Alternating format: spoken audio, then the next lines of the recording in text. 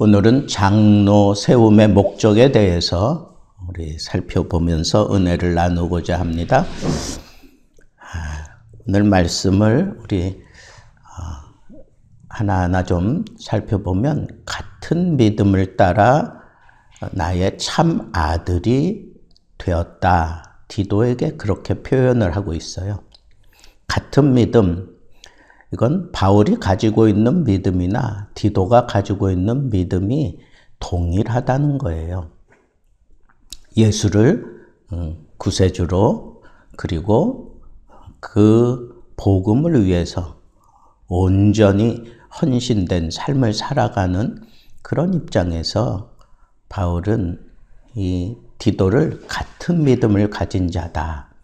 이거는 그냥 이론적으로만 그렇다는 게 아니라 그의 삶의 모습이 나와 네가 똑같다 하는 그런 측면에서 그렇게 표현한 겁니다. 그래서 좀 확대해 보면 이 같은 믿음 우리도 가져야 된다는 거예요.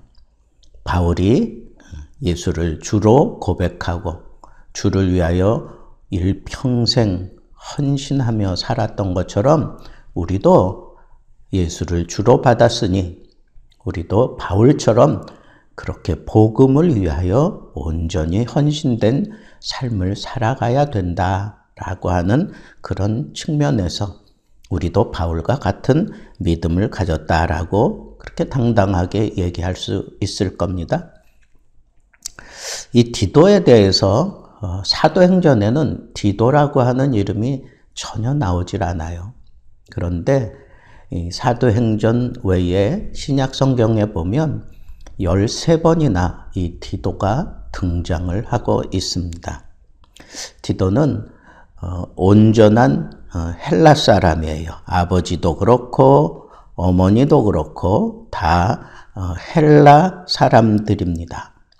그런데 그 디도를 향하여 나의 참 아들이라 하는 것은 믿음적인 측면에서 그렇게 불렀고 다른 오늘 본문에도 보면 형제라고 그렇게 표현하기도 합니다. 나의 형제요. 같은 형제. 그거는 내가 왜 형제라고 그랬을까? 둘 다 헬라 사람들이잖아요, 부모가. 그러면 유대인들이 볼 때에는 이 디도는 온전한 유대인이라고 생각하지 않아요. 그런데 이 디도를 향하여 바울은 내 형제다라고 그렇게 얘기를 하면서 그가 전혀 우리와 이질된 그런 생각을 가지고 있는 사람이 아니다라고 하는 것을 이 수신자들에게 그렇게 부각시키기 위해서 이런 표현을 썼다고 볼 수가 있죠. 예수 안에서 우리가 다 한 형제 자매가 됐다 하는 그런 모습이고, 또 하나는 나의 동역자다 그렇게 얘기를 해요. 나의 동역자다. 그러니까 바울과 함께 늘 함께하며 사역을 했다라고 하는 거예요. 그러면서 바울에게 항상 힘이 되었죠. 사도 바울이 이방인 할례 문제로 예루살렘에 방문하는 그런 장면이 사도행전 15장에 나와요. 그래서 이 할례가 구원의 조건이 되는 게 아니다라고 하는 것을 분명하게 천명하기 위해서 예루살렘에 가게 되는데 그때 이 디도도 함께 했다고 학자들은 보고 있는 거죠. 또 고린도 교회가 여러 가지 문제들로 많이 분쟁이 일어나고 시끄러웠어요. 그럴 때 사도 바울의 편지를 이 디도가 가지고 가요. 그래서 그 문제들을 하나하나 잘 정리해내는 그 일에 적합한 사람, 바로 바울이 믿음직했던 사람이 바로 이 디도였습니다. 그러니까 어려운 문제가 생겨났을 때 그걸 딱 거머쥐고 일 수습을 잘하는 사람들 있잖아요. 바로 이 디도가 그런 사람이었어요. 또 그뿐이 아니라 예루살렘 교회가 재정에 허덕인 때가 있었잖아요. 흉년 거듭되고 그러면서 그랬을 때 많은 교회들에게 우리가 예루살렘 교회를 도와야 된다라고 그렇게 얘기를 하면서 헌금을 모금하는 일에 발벗고 나섰던 사람이 바로 이 디도였어요. 그런 걸 보면 사도 바울의 손발 역할을 했던 사람이 바로 이 디도였다라고 우리는 생각을 하는 거죠. 자, 이런 디도에게 편지를 하게 된 동기가 이 그레데 섬을 한번 들렸잖아요. 사도 바울이 잠시 들렸을 것으로 보는데 그 섬의 교회들을 보니까 너무 혼란스러운 거예요. 너무 혼란스러운 거예요.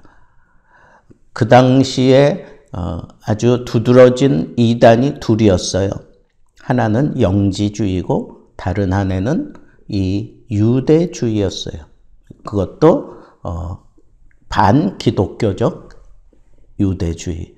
그러니까 유대주의에는 어떤 문제가 들어가 있어요? 율법을 지켜야만 구원 얻는다라고 하는 거예요. 이미 예수 그리스도께서 율법을 완성했는데 그 율법을 지켜야 된다고. 예수를 믿으면서도 그 율법을 지켜야만 구원 얻는다라고 그렇게 얘기하는 입장이 바로 이 유대주의 입장이에요. 반기독교적인 그런 유대주의죠. 그래서 그 혼란한 그런 문제들을 사도 바울과 이 디도가 그 섬에 같이 있다가 바울은 떠나고 그리고 디도에게 그 자리를 맡겼어요. 그레데 섬에 남겨두었어요. 마치 에베소가 시끌벅적하고 에베소가 거기도 이단들이 막 한참 파고 들어왔는데 거기는 주로 이 영지주의가 판을 치는 거예요. 거짓 교사들 이런 사람들이 있으니까 그 에베소 교회가 흔들리지 않도록 하기 위해서 누굴 남겨두고 떠나요? 디모데를 남겨두고 떠난단 말이야. 그래서 에베소에는 디모데를 남겨두고 이 그레데에는 이 디도를 남겨두고 떠났던 그런 사도 바울의 그 마음은 언제나 그 혼란스러운 교회가 눈에 밟히지 않겠어요? 물론 그 현장에 있으면서 이렇게 저렇게 해야 된다 그러면서 거기 남겨둘 때 사도 바울이 다 얘기하고 떠나요. 그렇지만 또 마음에 근심이 되고 걱정이 되고 격려 차원에서 이 편지를 디도에게 쓰게 된 거예요. 그래서 이 그레데에 이제 편지를 쓰면서 사도 바울이 나름대로 왜 이렇게 이 그레데라고 하는 섬, 그 지중해에 있는 섬 가운데 그래도 한 3번째 정도로 큰 섬이에요.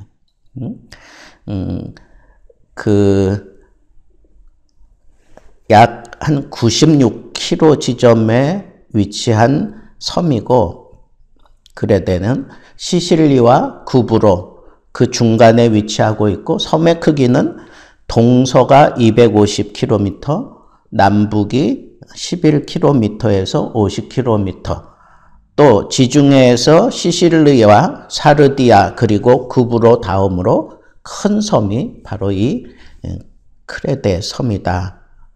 근데 이 섬이 유명했던 게 구약시대에도 이 갑돌이라고 하는 그런 지명으로 존재했어요.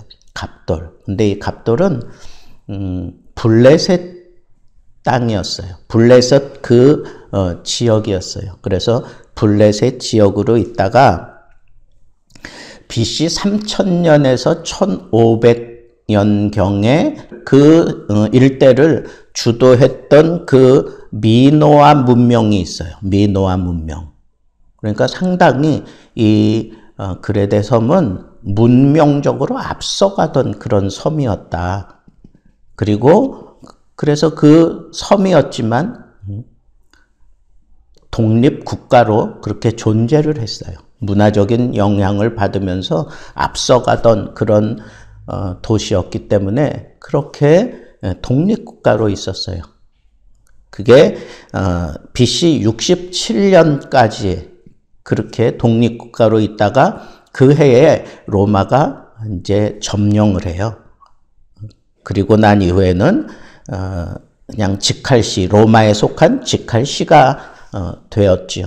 그러다가 1913년에 그리스 영토로 그렇게 합병될 때까지 그전에는 터키 영역에 속해 있었어요. 그러다가 1913년에 온전히 그리스 영역에 속하게 된 거지요.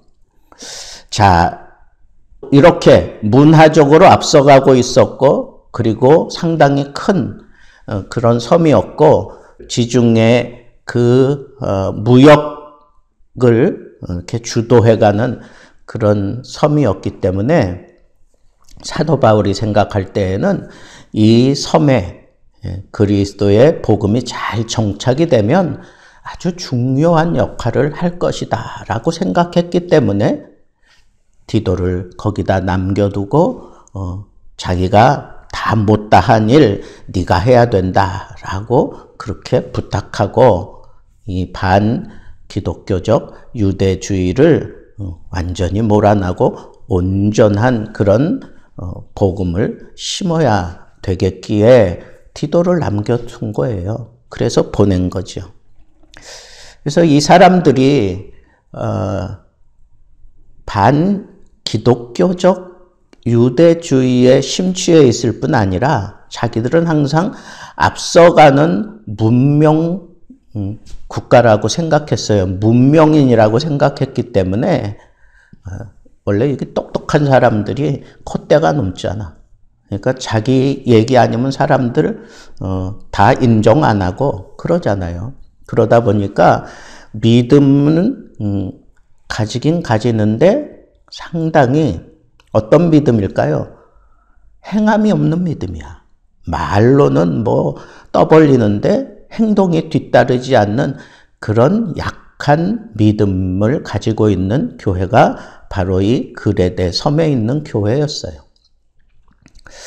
그래서 사도 바울이 이 섬을 복음화시키고자 하는 그런 요량으로 디도를 거기 남겨두고 이제 편지를 써서 너 교회를 어떻게 잘 유지해야 되느냐 하면 각 성에, 그러니까 그 그레데 섬 그 안에 여러 그 마을들이 있을 거 아니에요. 그 마을마다 각 성이라고 표현했는데 마을이 더 정확하겠죠. 그 마을마다 장로를 세워라. 마을마다 교회의 장로들을 세워라. 그렇게 얘기를 했어요. 그래서 이 장로들이 그 교회를 온전하게 그렇게 다스려 갈 수 있도록. 그러니까 디도 혼자 다 하라는 게 아니에요. 각 교회를 네가 다 총괄하면서 장로들을 교회가 맡아서 그 장로들이 교회를 맡아서 이렇게 잘 키워갈 수 있도록 하라는 거예요. 교회를 듬직하게 떠받드는 두 기둥이 있어요. 솔로몬 성전에도 상징적인 두 기둥이 있죠. 그죠? 야긴과 보아스. 이 큰 기둥이 상징적으로 있잖아요. 마찬가지로 이 교회도 상징적으로 든든하게 떠받쳐야 될 두 기둥이 있는데 그건 바로 하나는 교육이라는 것, 또 다른 하나는 이 정치라는 거예요. 이 정치. 그래서 이 교육을 잘 해야 돼. 그리고 이 행정적인 측면에서 정치를 잘 해야 되는데 이 장로에게 이런 특별한 그런 권한이 있었어요.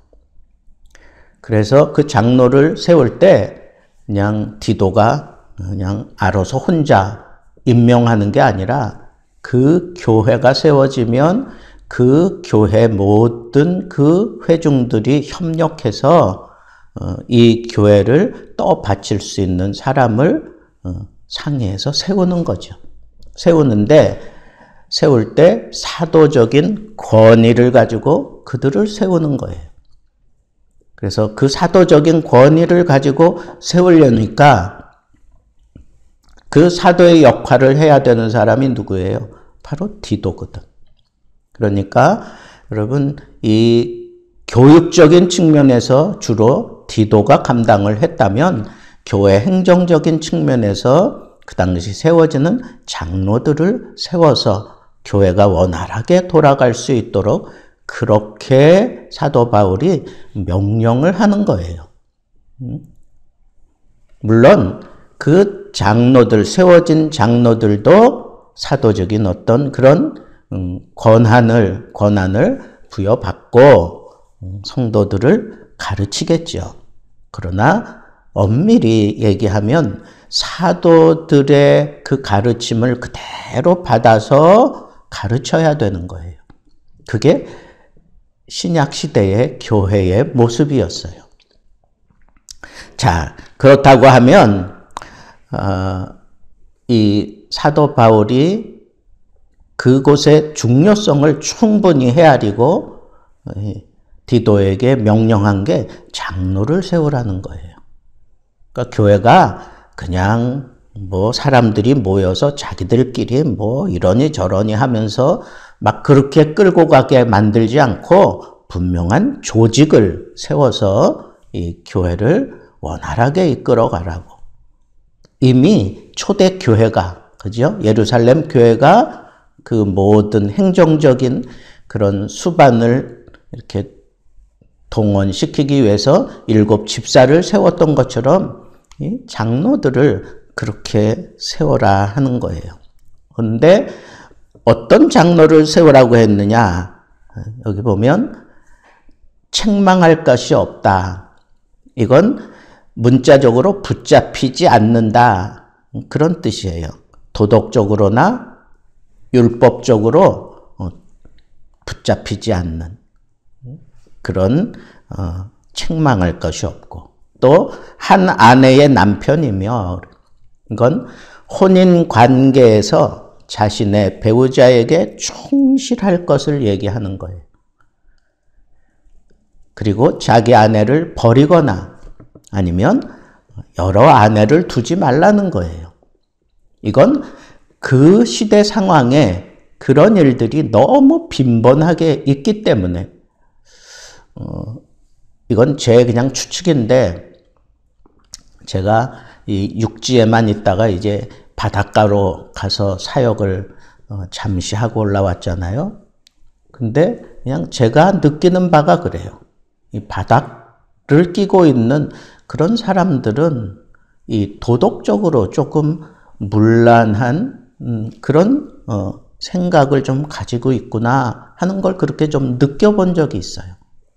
다 그런 건 아니겠지만 그만큼 이렇게 세상 문물에 대해서 상당히 민감하고 좀 열려 있고 좀 앞서가는 그런 측면도 없잖아 있기 때문에 그럴 거예요. 근데 육지에 갇혀 있는 사람들은 꼭 그 안에서 이루어지는 일밖에 잘 모르잖아요. 근데 바다를 끼고 있는 사람들은 배가 오면서 여러 문물들을 받아들이고 그러다 보면 이 생각이 상당히 열려 있고 또 민감하고 그래서 도덕적인 기준이 많이 흐트러질 수 있는 그런 여지가 충분히 있다고 생각이 든다는 거예요. 그래서 이 가정을 잘 지켜가는 사람을 장로로 세워라. 그렇게 얘기를 했어요. 자, 그 다음에 방탕하다는 비난을 받거나 불순종하는 일이 없는 믿는 자녀를 둔 자로 세워라 그런 얘기예요. 자신의 가정을 신앙으로 잘 지도하는 아내뿐 아니라 그 가정, 자녀들도 잘 지도하는 사람이 장로의 자격이 있다는 거예요. 그럴 수밖에 없지 않겠어요? 자신의 가정도 잘 다스리지 못하는 자가 어떻게 교회를 다스릴 수 있겠어요?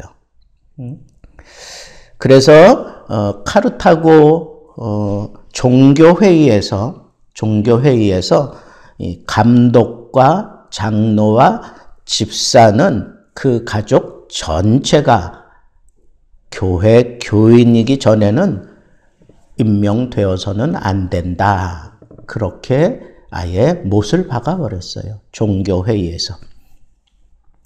방종한다 하는 그런 표현은 아주 낭비하면서 사는 거예요. 낭비하면서 사는 것. 그다음에 쾌락주의에 빠져 사는 것. 이게 방종하고 방탕한다 하는 그런 말의 의미입니다. 그래서 상당히 이 교회는 윤리적으로 건강하고 반듯하게 세워지지 않으면 세상으로부터 배척을 당할 수밖에 없다라고 하는 사실도 우리는 알 수가 있습니다. 자, 오늘 말씀을 이렇게 종합하자면 교회에는 반드시 조직이 필요하다라고 하는 거예요. 그래서 조직이 있을 때 교회가 더 효과적으로 교육을 시킬 수 있고 그리고 정치적으로 이 교회를 잘 다스려갈 수 있습니다. 그리고 이 조직이 잘 활발하게 움직이면 교회는 그만큼 부흥할 수 있는 여지가 충분합니다. 그리고 이 그레데 섬처럼 어떤 그런 문화적인 영향을 많이 받거나 아니면 상당히 중요한 그런 지리적인 위치에 있거나 그리고 상당히 나름대로 앞서가는 그런 의식을 가지고 있는 위치일수록 교회는 조직이 급선무예요. 그런 조직을 잘 세워서 이렇게 원활하게 교회가 움직일 수 있도록 만드는 게 오늘날에도 필요하다라고 하는 거죠. 우리 교회는 이 대학교를 많이 끼고 있는 그런 위치이기 때문에 우리 교회의 조직은 그런 것들을 충분히 생각하고 조직을 짜야 되겠죠. 그와 마찬가지로 교회는 이 조직이 반드시 필요하다. 그리고 그 조직은 그 두 기둥이 있는데 그 두 기둥은 하나는 정치고 하나는 교육이다 라고 하는 거예요. 정치와 교육.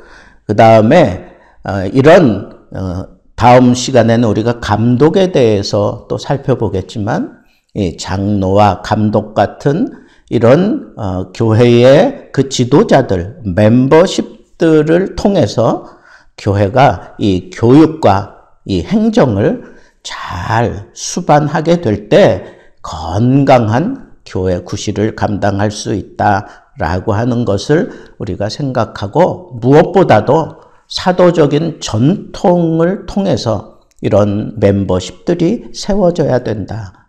성경적인 그런 분명한 깨우침을 통해서 세워지는 그런 교역자, 그런 멤버십들이 있을 때 교회는 항상 세상을 앞서가며 세상 속에서 자기 역할을 톡톡하게 감당하게 된다라고 하는 이 말씀을 생각하고 여러분들이 목사님, 또 장로님, 그 외에 우리 권사님, 또 안수 집사님, 이런 집사님들이 세워진 것을 그냥 지나칠 것이 아니라 이 교회를 통해 하나님이 분명히 뭔가를 하실 것이다 라고 하는 그런 기대를 가지고 그분들을 위해서 끊임없이 기도하며 또 나도 그 자리에 서야지 하는 그런 분명한 믿음의 목표를 가지고 교회를 든든히 세워갈 줄 아는 참 믿음의 사람들 되기를 우리 주님의 이름으로 축복합니다.